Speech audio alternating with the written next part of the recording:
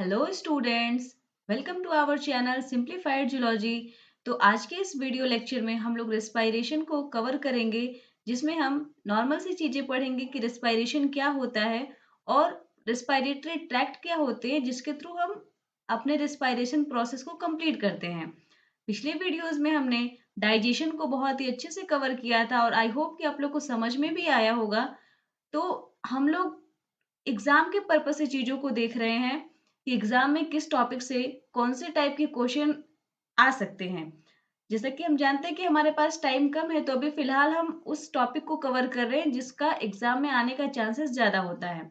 तो आज के इस वीडियो में हम लोग रेस्पिरेशन के बारे में जानेंगे कि रेस्पिरेशन क्या है और ये प्रोसेस होता कैसे है। तो आइए देखते हैं रेस्पिरेशन की डेफिनेशन जो है वो क्या होती है। Respiration is a biochemical process in which the cells of an organism obtain energy by combining oxygen and glucose, resulting in the release of carbon dioxide। यानी कहने का ये मतलब है कि जो हमारा रेस्पिरेशन यानी जो हमारा श्वसन है वो क्या है, एक बायोकेमिकल प्रोसेस है जिसमें जो हमारी सेल है या फिर किसी भी ऑर्गेनिज्म की सेल है वो एनर्जी को ऑब्टेन करती है ऑक्सीजन का यूज करके और ग्लूकोज का यूज करके, जिसकी वजह से क्या होता है कि कार्बन डाइऑक्साइड भी कुछ मात्रा में बाहर रिलीज किया जाता है। अगर इसको हम इस कॉन्सेप्ट से समझने की कोशिश करें, जैसे कि हम खाना बनाते हैं, ठीक। तो खाना बनाते हैं तो उस टाइम पे क्या होता है कि हम एनर्जी का यूज करते हैं एज अ फ्यूल। जैसे कि मान लीजिए हम एलपीजी का यूज करते हैं या फिर चूल्हे पे अगर खाना बनाया तो हम आग का यूज करते हैं, तो वो क्या है, वो एक प्रकार की एनर्जी सोर्स है। और बाकी सारी चीजें भी हम ऐड करते हैं जो कि हमारा मटेरियल होता है, सबका यूज करके हम क्या करते हैं, खाना बनाते हैं। और साथ में क्या होता है कि जब हम खाना बनाते हैं तो उस टाइम पे कुछ वहां से धुआं भी निकलता है, ठीक। तो वैसे ही ये जो हमारा रेस्पिरेशन का प्रोसेस होता है, उसमें क्या होता है कि हम ऑक्सीजन, जो कि हम इन्वायरमेंट से ऑक्सीजन को इनहेल कर रहे हैं, तो जब वो हमारे बॉडी में जाता है तो बॉडी में जाने के बाद जो हमारा फूड यानी कि जो लार्ज कॉम्प्लेक्स कंपाउंड फूड का होता है, उसको तोड़ के ग्लूकोज मॉलिक्यूल में कन्वर्ट करता है ताकि हमारी बॉडी को एनर्जी मिल सके। और बदले में क्या होता है कि कार्बन डाइऑक्साइड की कुछ मात्रा भी कार्बन डाइऑक्साइड वहां से रिलीज किया जाता है। तो पूरे प्रोसेस में मेनली हम बचपन से क्या पढ़ते चले आए हैं कि रेस्पिरेशन एक ऐसा प्रोसेस है जिसमें हम एनवायरमेंट से एयर को इनहेल करते हैं और कार्बन डाइऑक्साइड को हम इन्वायरमेंट में रिलीज करते हैं। लेकिन होता क्या है, जो मेन आपकी डेफिनेशन होती है कि रेस्पिरेशन ऐसा प्रोसेस होता है जिसमें हम एनर्जी, मतलब जैसे कि ऑक्सीजन का यूज करके हम लार्ज मॉलिक्यूल को तोड़ के एनर्जी वहां से लेते हैं और साथ में कार्बन डाइऑक्साइड को रिलीज करते हैं। रिस्पायरेशन जो होता है, बेसिकली जो कि हम बचपन से पढ़ते चले आ रहे हैं कि रिस्पायरेशन जो हमारा होता है वो दो तरीके का होता है। दो तरीके का कौन कौन सा होता है, एक हमारा एरोबिक रेस्पिरेशन होता है और दूसरा हमारा क्या होता है, एनएरोबिक रेस्पिरेशन होता है। तो इसमें डिफरेंस क्या होता है, जैसा कि आप जानते हैं एरोबिक का मतलब क्या, एयर से रिलेटेड है। यानी कि जो एरोबिक रेस्पिरेशन होता है वो कैसा होता है, तो वो in the presence of oxygen और कुछ रेस्पिरेटरी सबस्ट्रेट के मतलब प्रेजेंस में होता है, जिसमें क्या होती है कि एनर्जी जो है वो यूटिलाइज की जाती है एटीपी बनाने के लिए। यानी सिंपल से अगर मैं आपको ये समझाना चाहूँ कि जैसे हम लोग हैं, ठीक, हम मैमल्स हैं या फिर हम एनिमल्स जो हैं वो क्या करते हैं, वो उनको रेस्पिरेशन के लिए ऑक्सीजन हर हाल में चाहिए होता है, क्योंकि बिना ऑक्सीजन के वो रेस्पिरेशन कर ही नहीं सकते हैं।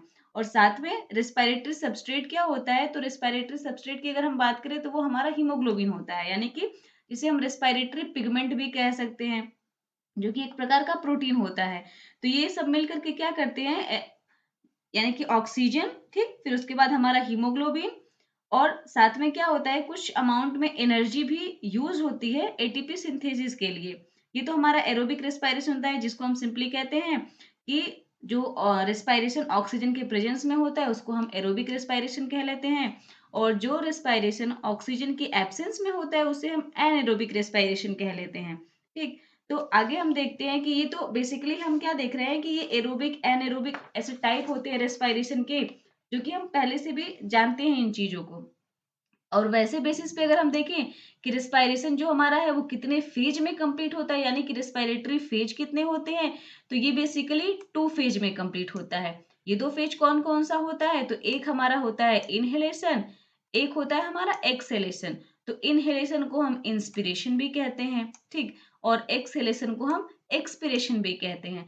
अब इस दौरान कुछ चेंजेस भी होते हैं, जैसे कि मान लीजिए हम जब इंस्पिरेशन कर रहे होते हैं, यानी कि जब हम एनवायरनमेंट से एयर को इनहेल कर रहे होते हैं, तो उस टाइम पे क्या होता है कि जो हमारा लंग्स यानी जो हमारी थोरैसिक केज होती है, वो थोड़ी-सी एक्सपैंड कर जाती है, यानी थोड़ी-सी वो क्या होती है, बाहर की साइड होती है और उसकी वजह से लंग भी हमारा क्या होता है, एक्सपैंड कर जाता है और लंग का जो वॉल्यूम होता है, वो भी वॉल्यूम भी उसका क्या होता है, इंक्रीज़ कर जाता है। यानी कि कुछ चेंजेज़ होते हैं जब हम इन्हेलेशन या इंस्पिरेशन कर रहे होते हैं। आगे इस चीज़ को हम आपको डायग्राम के थ्रू भी दिखा देंगे कि आखिर ये चेंजेज़ हो कैसे रहे हैं।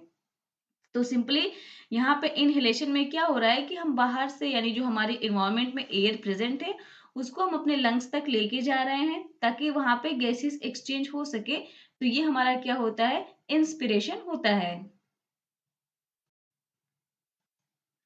जब हमारी थोरैसिक केज जो है यानी जो हमारे रिब्स हैं वो आउटसाइड थोड़ा सा मतलब फैलते हैं, तो उस टाइम पे जब हमारा लंग का वॉल्यूम भी इंक्रीज करता है तो जो मसल्स होती हैं, ठीक, चाहे हमारी वो इंटरकोस्टल मसल्स होती हैं चाहे वो एक्सटर्नल इंटरकोस्टल मसल्स होती हैं, तो वो मसल्स क्या होती हैं, वो मसल्स कॉन्ट्रैक्ट करती हैं जिसकी वजह से चेस्ट की कैविटी क्या होती है, इंक्रीज हो जाती है।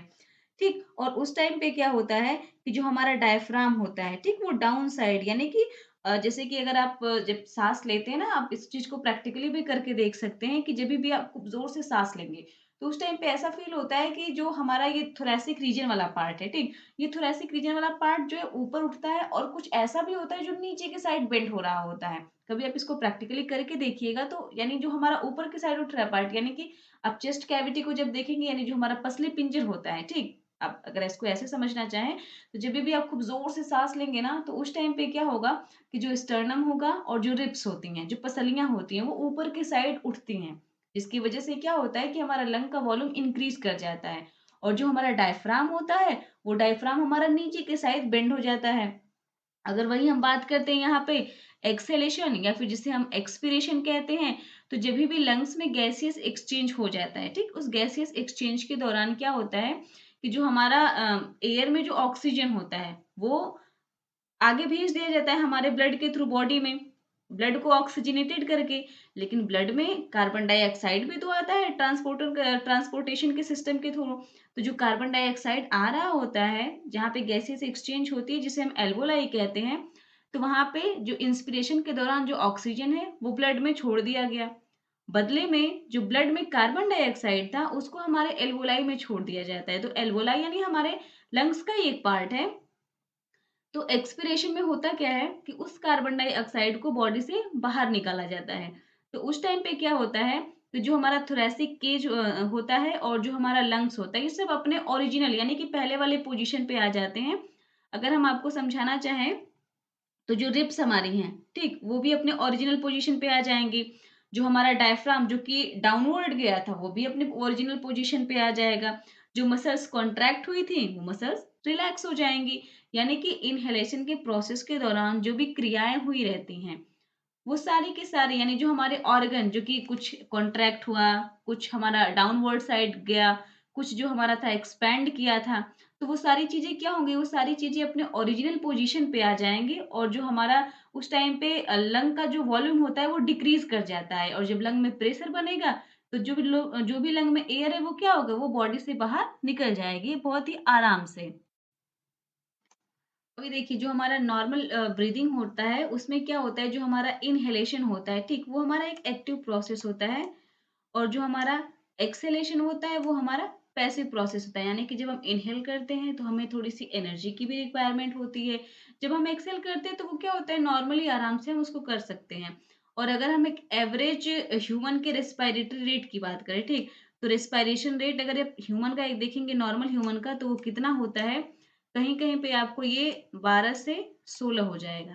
ठीक, कहीं-कहीं पे आपको ऐसे देखने को मिलेगा कि ये 12 टू 16 टाइम्स होता है पर मिनट और कहीं-कहीं पे ये चीज़ें क्या होती हैं, 14 टू 18 टाइम लिखी होती हैं कि ये 14 टू 18 टाइम पर मिनट एक जो एडल्ट ह्यूमन है वो रिस्पायर करता है। ये चीज़ें डिक्रीज़ भी होती हैं, ये चीज़ें इंक्रीज़ भी होती हैं, ठीक। इंक्रीज़ कब होती हैं? जैसे अगर आप बच्चों की बात करेंगे, तो बच्चों का जो रेस्पिरेशन रेट होता है, वो हमसे थोड़ा ज़्यादा होता है, ठीक?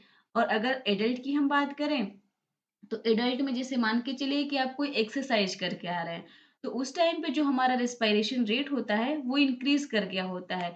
तो अगर एक्सरसाइज करके आ रहे हैं तो उस टाइम पे जो हमारा रेस्पिरेटरी रेट होता है वो हमारा 22 से 25 होता है, यानी कि पर मिनट आप 22 से 25 बार ब्रीदिंग कर रहे होते हैं। ब्रीदिंग का मतलब क्या है, यहाँ पे इनहेलेशन और एक्सहेलेशन को मिला के हम काउंट करते हैं। ठीक, आगे हम देखते हैं कि कुछ ऐसे इंस्ट्रूमेंट होते हैं, जैसे होता है ना हर एक चीज को मापने के लिए एक इंस्ट्रूमेंट होता है, वैसे हमारे रेस्पिरेटरी रेट को भी मापने के लिए एक इंस्ट्रूमेंट होता है। तो जो इंस्ट्रूमेंट होता है जो कि इस रेस्पिरेटरी फेज को मापता है उसे हम कहते हैं स्पाइरोमीटर। वो हमारा होता है स्पाइरो, शॉर्ट फॉर्म में लिख दे रही हूँ, स्पाइरोमीटर होता है।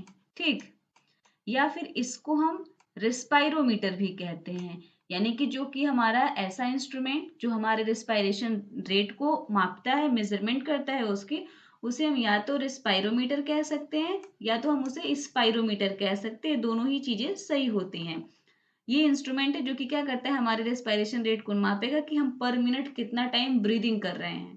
ठीक, जैसे कि हम पीछे बताएं आपको ना कि बचपन में हम पढ़ते थे कि रेस्पिरेशन क्या है, तो इनहेलेशन की प्रोसेस कर लिया और बदले में कार्बन डाइऑक्साइड को एक्सेल कर दिया, वो हमारा रेस्पिरेशन होता है। तो वो रेस्पिरेशन नहीं बल्कि वो क्या होता है, वो एक ब्रीदिंग का प्रोसेस होता है। इसमें नॉर्मली हम चीजों को क्या करते हैं, यानी बाहर से एयर को हमने अंदर लिया और अंदर की जो कार्बन डाइऑक्साइड है उसको हमने बाहर एयर में छोड़। आइए आगे हम देखते हैं कि जो ह्यूमन बॉडी में जो रेस्पिरेशन होता है वो कितने टाइप का होता है, यानी ह्यूमन बॉडी में कंप्लीट जो रेस्पिरेशन का प्रोसेस हो रहा है तो वो कैसे कैसे होता है। तो ये फोर मेजर टाइप में देखने को मिलते हैं हमें। वो फोर मेजर टाइप कौन कौन से होते हैं तो उसको हम देखते हैं। जैसे कि अगर हम बात करते हैं, यहाँ पे पल्मोनरी वेंटिलेशन होता है। ठीक, एक्सटर्नल रेस्पिरेशन होता है, इंटरनल रेस्पिरेशन होता है और सेलुलर रेस्पिरेशन होता है। तो अगर हम पल्मोनरी वेंटिलेशन की बात करते हैं तो ये देखिए यहाँ पे एक फ्लो चार्ट के माध्यम से मैंने आपको समझाने की कोशिश की है कि ये जो प्रोसेस हमारा है यहाँ पे, ये हमारा पल्मोनरी रेस्पिरेशन है। मैं शॉर्ट फॉर्म में इसको लिख रही हूँ। ठीक, और इस पल्मोनरी रेस्पिरेशन में होता क्या है, तो इस पल्मोनरी रेस्पिरेशन में जो भी हमारी बाहर की एयर होती है, ठीक, एटमॉस्फेयर से जो भी एयर होती है वो हमारे एल्वोलाई ऑफ लंग्स, यानी लंग्स में जो एल्वोलाई प्रेजेंट होते हैं वहां तक वो पहुंचाई जाती है। तो ये हमारा पल्मोनरी वेंटिलेशन हो गया, यानी कि पल्मोनरी वर्ड से ही आप समझ सकते हैं कि हमारे लंग्स की बात हो रही है। और वेंटिलेशन का मतलब क्या होता है, हवा का आदान प्रदान करना। तो यानी कि जब हमारे लंग्स में हवा को पहुंचाया जाता है, एयर को पहुंचाया जाता है, तो उस टाइम पे क्या होता है, पल्मोनरी वेंटिलेशन होता है। दूसरी चीज क्या होती है कि एल्वोलाई में जो मतलब लंग में जो एल्वोलाई होता है वहां से जब हमारे ऑक्सीजन को ब्लड में पहुंचाया जाता है तो वो होता है हमारा एक्सटर्नल रेस्पिरेशन। ये क्या होता है, हमारा एक्सटर्नल रेस्पिरेशन होता है। ठीक, आगे जो होता है कि ब्लड से अब उस एयर को, यानी कि जो हमारा ऑक्सीजन है उसको कहाँ पे पहुंचाना है, टिश्यू लेवल तक पहुंचाना है। तो इस प्रोसेस को हम कहते हैं इंटरनल रेस्पिरेशन। ये क्या होता है, हमारा इंटरनल रेस्पिरेशन होता है। ठीक, अब टिश्यू से उस ऑक्सीजन को हमें सेल को पहुंचाना है। ये हमारी एक सेल है छोटी सी, ये हमारी एक सेल है। ठीक, अब ये जो हमारा टिश्यू तक ऑक्सीजन आया है इसको हमें सेल तक पहुंचाना है। तो जब टिश्यू से हम ऑक्सीजन को सेल तक पहुंचाते हैं तो उसको कहा जाता है सेलुलर रेस्पिरेशन। ये हमारा क्या होता है, ये हमारा सेलुलर रेस्पिरेशन होता है। ठीक, इस प्रोसेस को आप एक बार फिर से समझने की कोशिश कीजिएगा कि जो एटमॉस्फेयर से एयर होती है वो पल्मोनरी वेंटिलेशन के द्वारा एल्वोलाई में पहुंचा दी जाती है। एल्वोलाई से जब वो एयर ब्लड में, जो ऑक्सीजन है वो ब्लड में जब आता है तो उसे हम एक्सटर्नल रेस्पिरेशन कहते हैं। ब्लड से जब वो टिश्यू में जाता है तो वो हमारा इंटरनल रेस्पिरेशन कहलाता है। और टिश्यू से जब वो सेल तक जाता है तो वो हमारा सेलुलर रेस्पिरेशन कहलाता है। अभी आगे देखिए, ये हमारी सेल है। ठीक, यहाँ तक हमने ऑक्सीजन को पहुंचा दिया सेलुलर रेस्पिरेशन के द्वारा। अभी यहाँ पे क्या होगा कि यहाँ पे ये जो ऑक्सीजन है जो इस सेलुलर रेस्पिरेशन के द्वारा क्या हो रहा है कि ये सेलुलर रेस्पिरेशन के द्वारा जो हमारा ऑक्सीजन है, जो हमारा O2 है, ये सेल में एंटर कर गया। ठीक, सेल में एंटर करेगा तो सेल में क्या होगी, मेटाबॉलिक प्रोसेस होगी, यानी कि जो इसका मेटाबॉलिक एक्टिविटी, जो इसका मेटाबॉलिक प्रोसेस या मेटाबॉलिक रेस्पिरेशन रेट जो होता है, ठीक, यानी कि ये जो मेटाबॉलिक एक्टिविटी यहाँ पे हो रही है सेल के अंदर, ये मेटाबॉलिक एक्टिविटी जो होती है, यानी कि जिसे हम कहते हैं कैटाबॉलिज्म और एनाबॉलिज्म, दो प्रोसेस में कंप्लीट होता है, चीजें टूटती भी है और चीजें जुड़ती भी हैं। तो यहाँ पे जो होता है कि ऑक्सीजन की प्रेजेंस में सेल क्या करती है, मेटाबॉलिक एक्टिविटी करती है, और बदले में ये क्या रिलीज करती है, तो बदले में ये कार्बन डाइऑक्साइड को रिलीज करती है। बदले में इसने क्या रिलीज किया, तो बदले में इसने कार्बन डाइऑक्साइड को रिलीज कर दिया। और यही हम ब्रीदिंग में देख भी रहे हैं कि हो क्या रहा है कि हम बाहर से ऑक्सीजन को ले रहे हैं और बदले में हम कार्बन डाइऑक्साइड को रिलीज कर रहे हैं। और अगर हम रेस्पिरेशन के डेफिनेशन के अकॉर्डिंग देखें तो होता क्या है कि हमने बाहर से यानी इन्वायरमेंट से हमने एयर लिया, उसका जो ऑक्सीजन है वो गैसेस एक्सचेंज के द्वारा हमारे ब्लड में पहुंचा, ब्लड से फिर वो टिश्यू में गया, टिश्यू से फिर वो सेल में गया, और सेल में क्या हुआ, मेटाबॉलिक एक्टिविटी हुई ऑक्सीजन के प्रेजेंस में, ठीक, जो हमारा फूड है उसको ब्रेक डाउन किया गया, और उसमें क्या हुआ कि एनर्जी, ठीक, एनर्जी जो है वो यूज करके एटीपी बनाया गया ताकि वो एटीपी हमारे बॉडी को एनर्जी दे सके। तो यहाँ पे हमने ऑक्सीजन लिया, ठीक, ऑक्सीजन के बाद यहाँ पे जो भी कॉम्प्लेक्स मॉलिक्यूल थे उसको ऑक्सीजन के प्रेजेंस में तोड़ा गया ताकि हम एटीपी का सिंथेसिस कर सके, और बदले में कार्बन डाइऑक्साइड को क्या किया गया, बाहर छोड़ दिया गया। बाहर कहने का मतलब क्या है कि जिस प्रोसेस से हमारा ऑक्सीजन एंटर हुआ है उसी प्रोसेस से हमारा कार्बन डाइऑक्साइड भी क्या होगा, बाहर रिमूव किया जाएगा। यानी कि मेटाबॉलिक एक्टिविटी यहाँ पे हुई सेल के अंदर, जो भी कार्बन डाइऑक्साइड रिलीज हुआ वो पहले टिश्यू में जाएगा सेल से, फिर उसके बाद टिश्यू से ब्लड में जाएगा, ब्लड से हमारे लंग्स के एल्वोलाई में जाएगा, और फिर वो क्या होगा, एल्वोलाई से रेस्पिरेटरी ट्रैक्ट के द्वारा एटमॉस्फेयर में रिलीज कर दिया जाएगा। और उसी कार्बन डाइऑक्साइड का यूज कौन करता है, पौधे करते हैं। किस लिए, ताकि वो रेस्पिरेशन कर सके, यानी उनका फोटोसिंथेसिस का प्रोसेस कंप्लीट हो सके। इसीलिए कहा जाता है कि प्लांट्स और एनिमल्स दोनों क्या एक दूसरे पे डिपेंडेंट होते हैं, यानी कि अगर प्लांट जो है ऑक्सीजन नहीं रिलीज करते तो हमारा रेस्पिरेशन नहीं हो पाता, और अगर हम कार्बन डाइऑक्साइड रिलीज नहीं करते तो प्लांट्स का रेस्पिरेशन नहीं हो पाता। तो दोनों क्या है, एक दूसरे पे डिपेंडेंट हैं।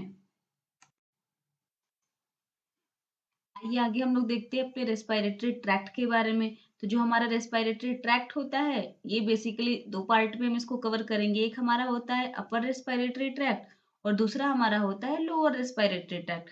तो अपर में क्या क्या चीजें आती हैं, अपर में हमारा नासल कैविटी आ जाता है, ठीक, फिर अपर में हमारा फेरिंग्स आ जाता है, लैरिंग्स आ जाता है, और लोअर रेस्पिरेटरी ट्रैक्ट की अगर हम बात करें तो ट्रैकिया हो गया, हमारी प्राइमरी ब्रोंकाई हो गई, और हमारे लंग्स, यानी लंग्स में ही ब्रोंकाई पाया जाता है। तो ये सब क्या है, ये सब हमारा रेस्पिरेटरी ट्रैक्ट का एक हिस्सा है। लंग्स में बहुत सारी चीजें आ जाती हैं।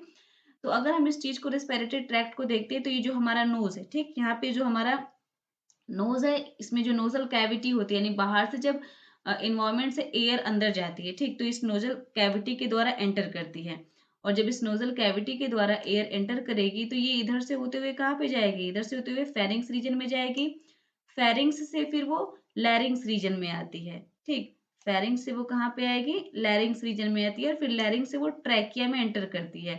तो यहाँ पे जो हमारा होता है, ठीक, लैरिंग्स, ये जो है यहाँ पे, यहीं पे अगर आप देखेंगे तो ये एक छोटा सा ऐसे पार्टीशन की तरह आपको दिख रहा है। ये पार्टीशन क्या होता है, तो ये पार्टीशन हमारा एपिग्लॉटिस होता है।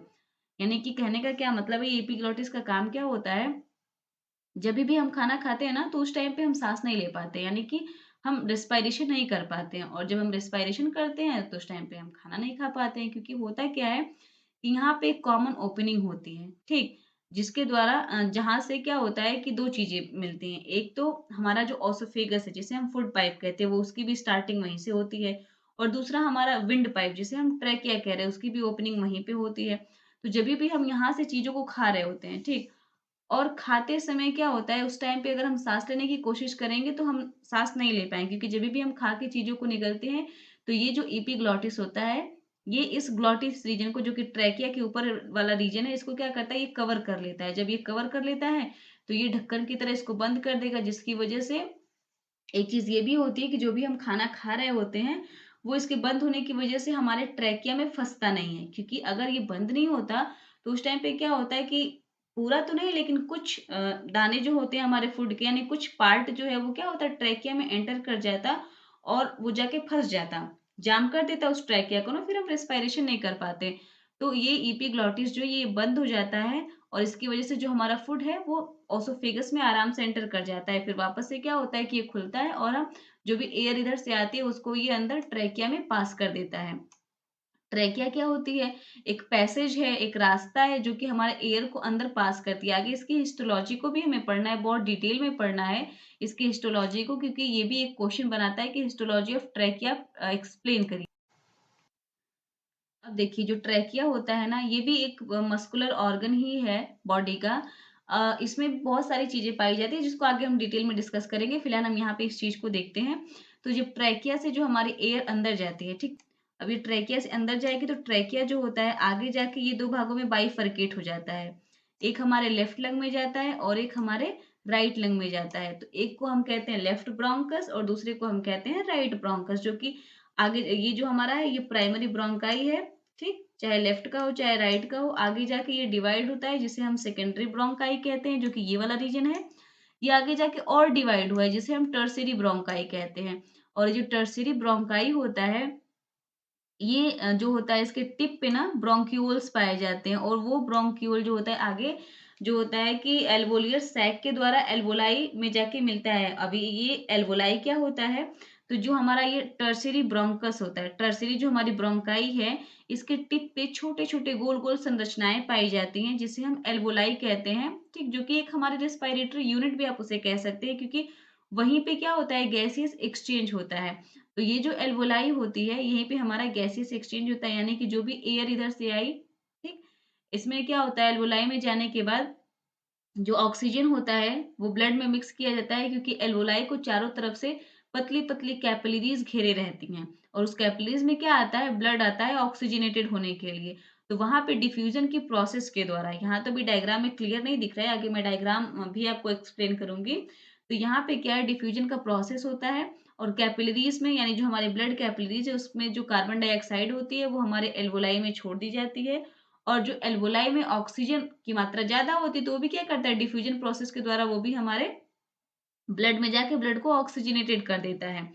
और लंग्स का क्या है, लंग्स भी आगे हम आपको समझाएंगे। ये लंग्स क्या है, लंग्स एक हमारा रेस्पिरेटरी ऑर्गन है जिसमें ये सारे मतलब कि जो प्राइमरी ब्रोंकस से लेकर के एल्वोलाई तक के सारे स्ट्रक्चर यहाँ पे, यानी कि primary bronchus, secondary bronchus, tertiary bronchus, फिर उसके बाद एल्वोलाई हो गया, ठीक, ये सारी चीजें क्या होती हैं इसमें पाई जाती हैं। तो लंग्स का स्ट्रक्चर भी आपको एक्सप्लेन किया जाएगा डिटेल में कि लंग्स का स्ट्रक्चर क्या है, ठीक, कौन सा मतलब जो है बाइलोब्ड होता है, कौन सा वाला ट्राइलोब्ड होता है, वो लोकेशन जहाँ पे हर्ट होता है उस लोकेशन को हम क्या कहते। तो ये सारी चीजें क्या है आगे के वीडियोस में हम देखेंगे। यहाँ पे बस हम एक छोटा सा फिजियोलॉजी का वीडियो देख रहे हैं, तो यहाँ पे चीजें बस हम ऐसे नॉर्मली समझने की कोशिश कर रहे हैं।